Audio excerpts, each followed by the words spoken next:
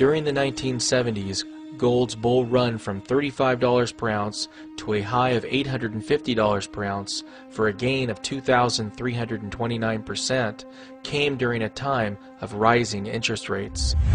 If we go by gold's low of $250.95 per ounce in 2001, if gold makes the same percentage gain during its current secular bull market, gold could easily reach $6,200 per ounce before its bull run is over.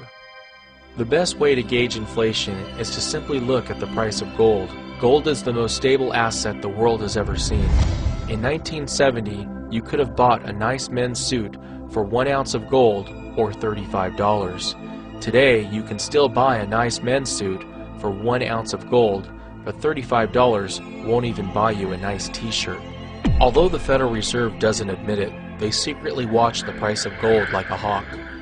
If the price of gold melts up too quickly, it's a sign that the dollar bubble is coming to an end.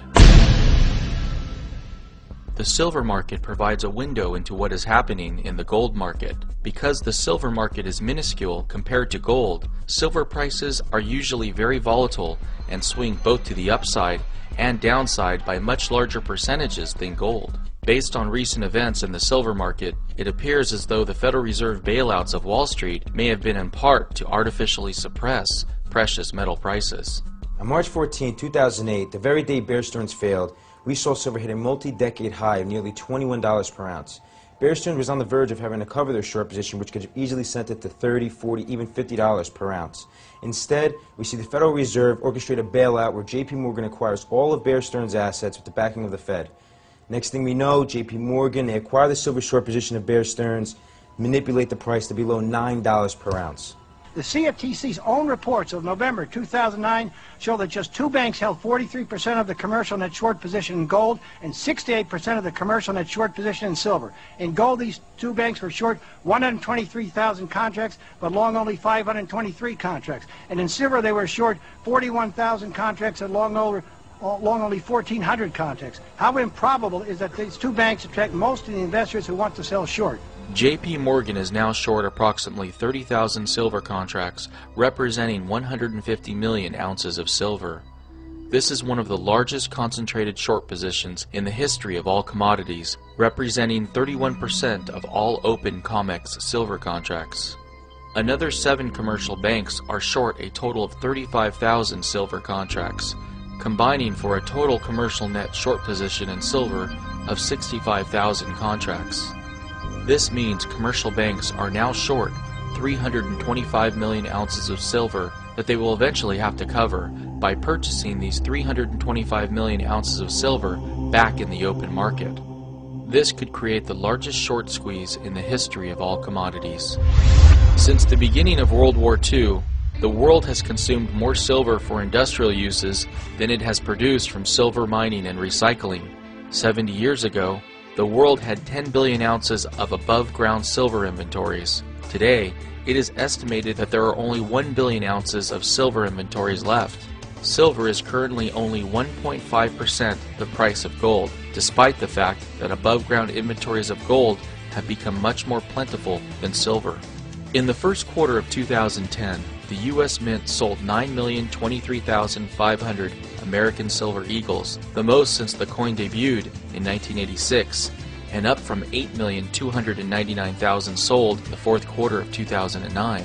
All U.S. silver mines combined are currently producing only 40 million ounces of silver annually. This means that the U.S. needs to use almost all of its silver production just to keep up with the demand for American Silver Eagle coins. The fact of the matter is this. The gold to silver ratio of 64 would not be possible unless silver was being held artificially low through manipulation. I don't believe it is possible for the silver that J.P. Morgan is short to be backed by physical silver. Most likely, J.P. Morgan is naked shorting silver by selling paper silver that doesn't physically exist. Are you concerned that the shorts will not be able to deliver if called upon? No, I'm not at all concerned. For one thing, it's been persistently that way for decades. Another thing is that there are any number of mechanisms allowing for cash settlement. Precious metals are financial assets, and like currencies and T-bills and T-bonds, they trade in the multiples of 100 times the underlying physical. What Mr. Christian fails to realize is that investors around the world that are holding paper silver contracts believe they actually own the physical silver. There's going to come a time when these investors don't want cash settlements in US dollars, they're going to want the physical silver itself, and this is going to result in a COMEX default. In June of 2007, Morgan Stanley agreed to pay $4.4 million to settle a class action suit with brokerage clients who bought precious metals and paid storage fees, when in fact it was alleged that Morgan Stanley wasn't physically storing their gold and silver at all. It's not out of the realm of possibility that the Morgan Stanley situation has evolved into an epidemic of banks selling silver they don't have. During the past couple of months, 18.5 million ounces of silver have been taken out of the silver ETF, SLV. With silver prices up nearly 20% during the same time period, it's unlikely that SLV investors have been selling. The withdrawals from SLV have taken place at the same time as large inflows have come into COMEX warehouses.